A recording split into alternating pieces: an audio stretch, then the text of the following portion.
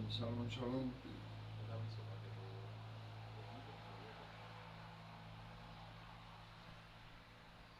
Mi hermano Jan nos visita. Tiene una serie de preguntas, ¿no, verdad? No, pero ya en la máquina, el hermano y el me lo envió. Ya. Entonces, cualquier cosa que quiera saber o algo en cuestión, hay algún hermano aquí que quiera sufragar alguna duda. Duda ahí por donde quiera. Sí. Vamos a ver.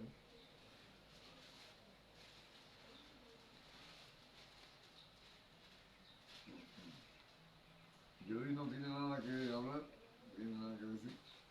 Ustedes por acá, Eliesa. Bien, bien. Entonces, que el Señor nos guíe para que podamos preguntar. Mira, a ver. A ver, nunca, nunca he comprendido. Debe haber una similitud, pero yo no la he entendido. Y de donde vengo nunca me lo explicaron. Para el Eterno sacar al pueblo de Egipto fueron 10 plagas. Y lo que en Isaión habla son 7 plagas para el tiempo postrero.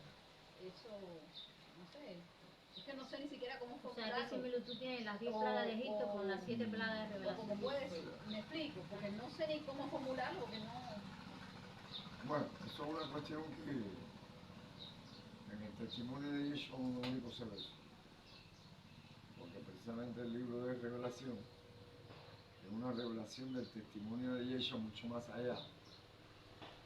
Un testimonio en la tierra y un testimonio en el santuario celestial. Abogando por el hombre y todo lo que tenga que ver con él en su segunda venida. Eso es el testimonio de él. Pero el hecho de que hayan 10 plagas por allá en Egipto y 7 por acá, parece ser que tiene que ver mucho con los 10 mandamientos, que estaban muy echados por tierra. Se habían olvidado los hijos de Israel de los 10 mandamientos. Y parece que con respecto a las 7 plagas son los 7 días de la creación. Porque lejos, la teología adorna mucho esto con el número perfecto, porque sea 7. No te explican por qué es 10. Y buscan la manera de darle una solución que no creo que sea la más convincente. ¿Por qué? Porque 10 plagas y cada plaga atacaba a un dios particular de la dinastía de los egipcios, es hablando de un primer mandamiento, de un segundo mandamiento hasta los 10 mandamientos. Cada mandamiento que tenga que ver con los 10 plagas, lo más probable es que el Señor es lo más que se puede explicar. Es lo que el Señor no se explica acá. En el libro de Rabbi Shaul, en el Sefer de Rabbi Shaul, me explica lo que es lo que me preguntaron. Una hermana hizo la pregunta sobre qué similitud hay entre las 10 plagas de Egipto cuando el Señor sacó al pueblo de Israel de Misraim y las 7 plagas de Revelación 16. La hermana está preguntando que si hay qué vínculo tienen estas 10 plagas con las 7 postreras de ahora en el tiempo final de Revelación 16. Bien. Y en el capítulo 9 del libro de los Romanos, hablando de esta historia, la cual muchas personas desconocen, porque el rabino Shaul, entendiendo a Yeshua, entendiendo su testimonio, escribió el capítulo 9. Y yo quiero que lean conmigo el capítulo 9 para ver cuál es la relación que escrituralmente se puede explicar. Teológicamente hay una manipulación. Nada. Quiero que Miriam nos vaya leyendo Sí. para bajar un poco de voz. Romanos 9. Verdad digo, en Mashiach no miento, y mi conciencia me da testimonio en el Ruach HaKodesh. Bien, bien. Que ten, ya. Verdad digo, en Mashiach, no te va a hablar de ningún profeta. No va a hablar de ningún vidente antiguo. Va a hablar de la Torá antigua en cuanto a esta lección de Israel, ¿verdad? Sí, Que tengo gran tristeza y continuo dolor en mi corazón, porque deseara yo mismo ser anatema, separado de Mashiach, por amor a mis hermanos, los que son mis parientes según la carne, que son israelitas, de los cuales son la adopción, la gloria, el pacto y la promulgación de la Torá, el culto y las promesas. ahí está el centro de la interpretación de esta pregunta. Que son israelitas, de los cuales son la adopción. Israel fue adoptado, Israel no nació, fue adoptado. Hay una historia en la cual se puede contar esto, ahora no puedo explicarlo todo. Pero por amor a los hermanos, la adopción y la gloria, el pacto, la promulgación de la Torah, el culto, que no está en el hebreo la palabra el culto, y la promesa. Ahí está toda la historia de lo que Rabí Shaul quiere explicar con respecto a la pregunta. Sigue el 5. De quienes son los patriarcas y de los cuales según la carne vino Mashiach, el cual es Elohim sobre todas las cosas, bendito por los siglos. Amén. No que la palabra Elohim haya fallado, porque no todos los que descienden de Israel son israelitas. Hace una comparación hablando de Israel, cualquiera se puede equivocar, de que son los israelitas según la judeidad del tiempo de Yeshua. No, él se está refiriendo a las ovejas esparcidas de la casa de Israel. Él no se está refiriendo a Judá. A ver si lo podemos ver así. Se está refiriendo a la casa que Efraín. fue separada en tiempo de Jeroboam, y encontramos que muy pocas personas pueden discernir entre el judaísmo y el israelismo. Entonces él está hablando aquí de Israel. Sí, Ni por ser descendientes de Abraham son todos hijos, sino en Isaac te será llamada descendencia. en Isaac será llamada descendencia, que esa es el verdadero pueblo por el cual Ismael representa a otro tipo de raza también. Que no quisiera explicarlo acá. Esto es, no los que son hijos según la carne son los hijos de Elohim, sino que los que son hijos según la promesa son contados como descendientes. Es decir, que la descendencia no se puede medir por la carne. Amén. Podría tener el Rabí Shaul un dolor por el pueblo que según la carne se refiere al judaísmo y a cuantos israelitas fueron contaminados en el mundo entero después de dividirse las dos casas. Pero la verdadera intención del capítulo 9 es los israelitas según la promesa, no según la carne. Porque la palabra de la promesa es esta, porque este tiempo vendré y Sara tendrá un hijo. Y no solo esto, sino también cuando Rivka concibió de uno de Isaac nuestro padre. Pues no habían aún nacido, ni habían hecho aún ni bien ni mal, para que el propósito de Elohim conforme a la elección permaneciese, no por las obras, sino por el que llama. Se le dijo, el mayor servirá al menor. Bien, esto es una historia, a pesar después de la historia de Isaac, vino la historia entonces de Rebeca con respecto a Esaú y a Jacob. Por lo cual vuelve a mencionar, el que lea atentamente, se va a dar cuenta que aquí en las comparaciones, te está hablando de la misma historia desde que empezó. Esaú representa una raza. Jacob representa a una raza. Están las dos casas ahí. Y entonces, Isaac representa a una raza, un pueblo, y Ismael representa a otra raza y a otro pueblo. Es decir, que las casas divididas ya estaban de antemano, el Señor separándolas para cuando se dividan las dos vertientes, tuvieran testimonio antiguo de que ya el Señor ya lo había visto. ¿Sí? Como voy por el 13, como está escrito, a Jacob amé, mas a Esaú aborrecí. ¿Qué pues diremos? ¿Que hay injusticia en Elohim? En ninguna manera. Pues Amoche dice, tendré misericordia del que yo tenga misericordia, y me compadeceré del que yo me compadezca. Bien, aquí la hermana estaba hablando del texto este que lo había entendido, pero se le puede dar una explicación. Dice el texto 15, pues Amoche dice, tendré misericordia del que yo tenga.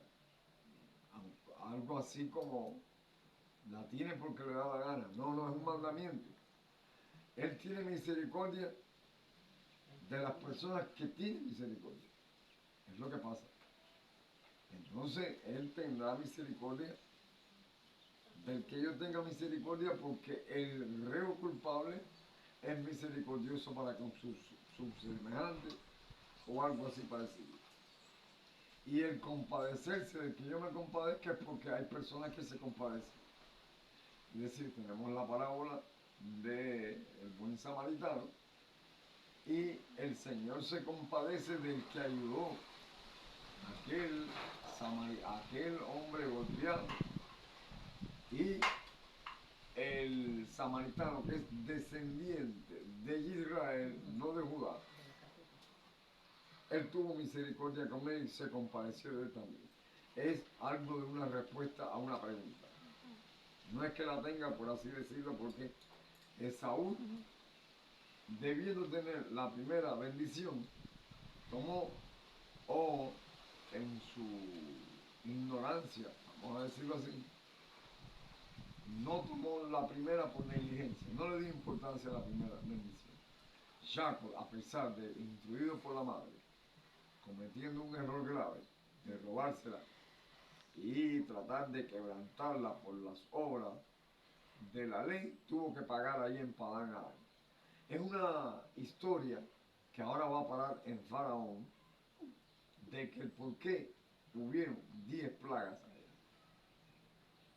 Que el texto principal que estábamos hablando era el 9:4, que son israelitas de los cuales son la adopción. La adopción no es más que los hijos de Israel que nacieron sin el entendimiento y el conocimiento de sus padres, que al celebrar la Pascua por el testimonio de Moshe, fueron adoptados. Ellos no nacieron en el parto.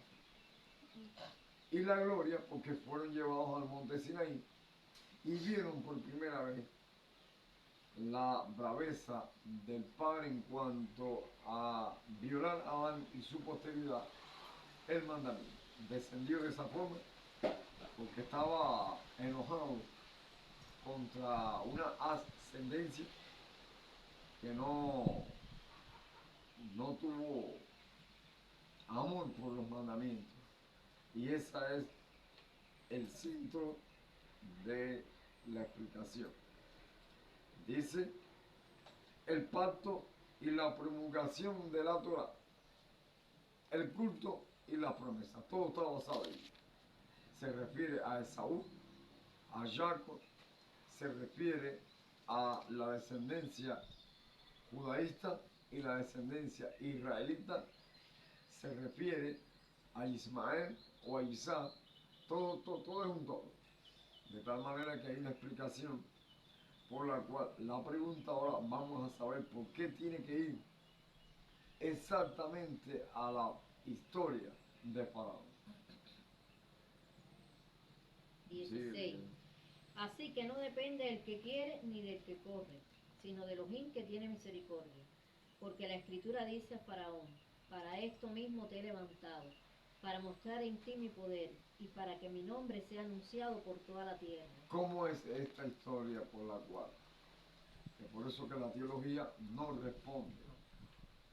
La teología manipula de tal manera que puede explicarte las cosas sin la ciencia o sin la Torá antigua. Pero al hablar el 17, porque la escritura dice a Faraón, ¿qué escritura?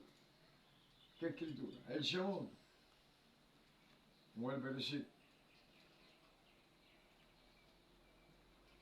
Porque la escritura dice a Faraón, para esto mismo te he levantado. ¿Cómo que el Señor tuvo que ver con el levantamiento de un faraón que no conocía al pueblo de Israel? Porque el Señor hace un vaso para honra y otro para deshonra, que cualquiera que lea esto puede tener y puede entrar en una duda, porque el Señor no creó a Satanás para que se rebelara. Yo hace mucho tiempo, cuando era joven, tuve duda en cuanto a esto, no sabía.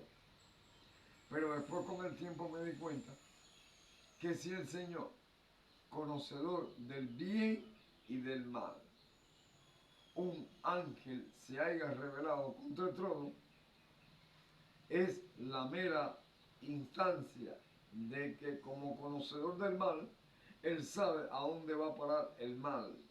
Y el buen consejo estaba delante de este ángel.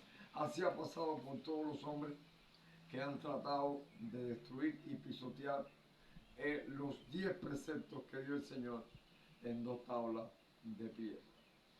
Ahora, si la persona entra en la parte negativa, que la conoce el Señor de antemano, no es que el Señor maldiga a una persona, es que la persona se metió en el cauce por el cual solamente Elohim puede conocer, que es la maldición. Y allí hay leyes también. Hay leyes negativas, pero las hay también.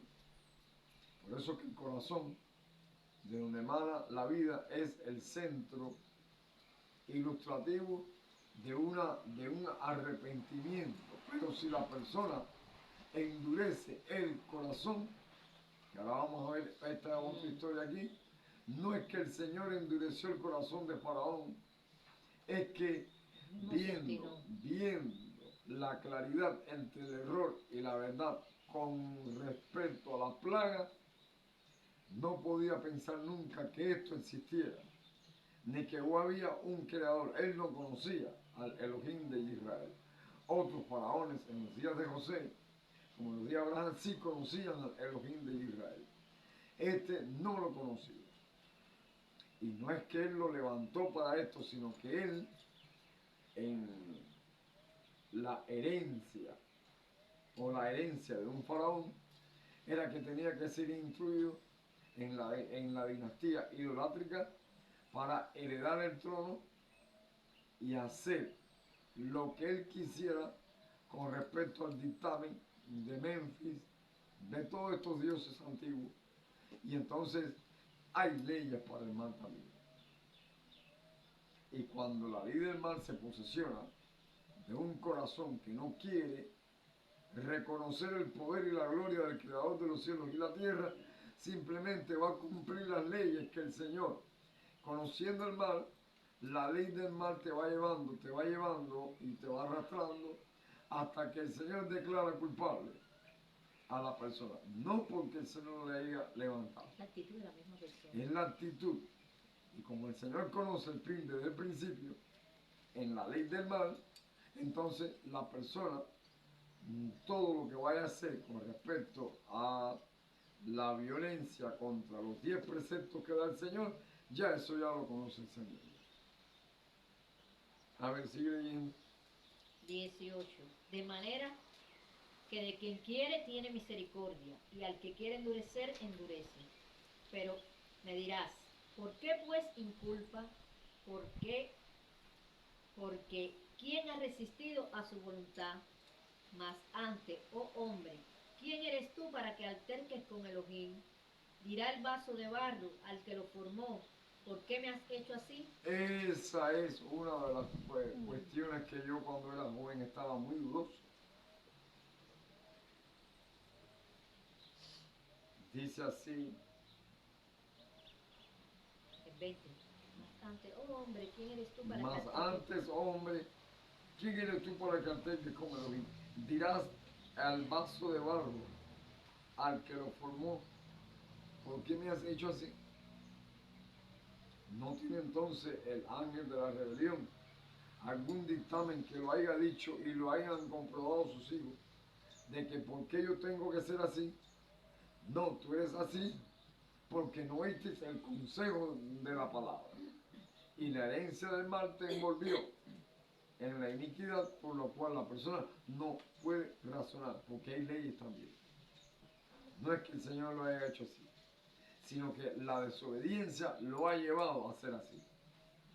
Talmente parece como que el Señor creó un vaso para honra y otro para deshonra. No, no, no, no.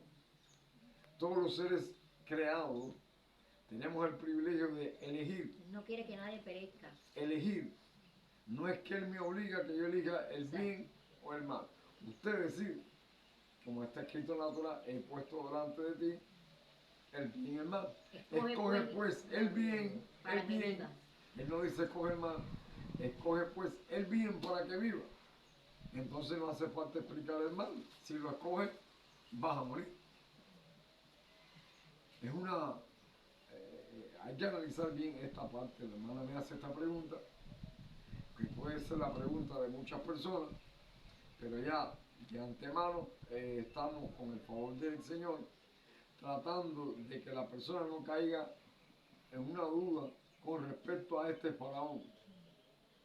Sí, ¿O no tiene potestad el alfarero sobre el barro para hacer de la misma masa un vaso para honra y otro para deshonra?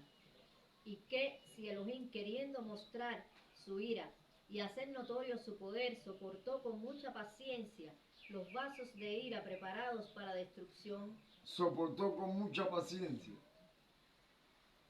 No es que lo creó, sino que esperó de ellos que el llamado al arrepentimiento. Sí.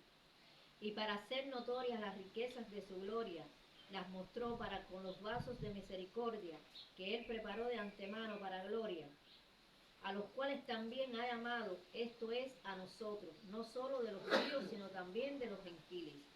Como también Oseas dice, llamaré pueblo mío al que no era mi pueblo, y a la no amada, amada. Y en lugar donde se les dijo, vosotros no sois pueblo mío, allí serán llamados hijos del Elohim viviente. Y también Isaías clama tocante a Israel. Si fuera el número de los hijos de Israel como la arena del mar, tan solo el remanente será salvo. Tan solo los que permanecen fieles serán salvos. Es lo que quiere decir.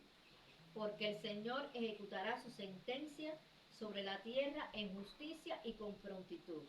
Y como antes dijo Isaías, si el Señor de los ejércitos no nos hubiera dejado descendencia, como Sodoma, habríamos venido a ser y a Gomorra seríamos semejantes. Ahí tienen el bien. Es decir, que parece ser que en el estilo de llevar a un pueblo adoptado por la Pascua, llevarlo al monte de Sinaí y mostrarle primeramente la braveza y el carácter pisoteado de los 10 preceptos que venían desde Adán, oyeron los 10 preceptos y estas 10 plagas, cuando uno la analiza, cada precepto se une con cada plaga.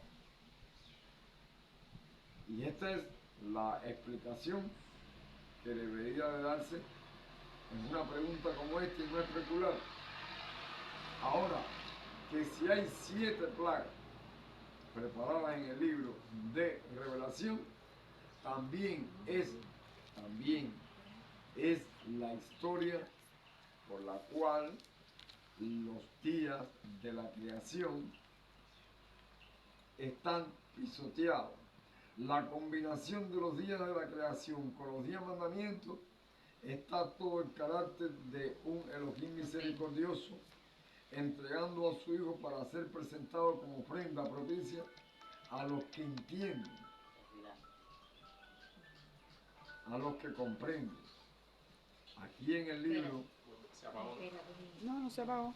Ahora apagó.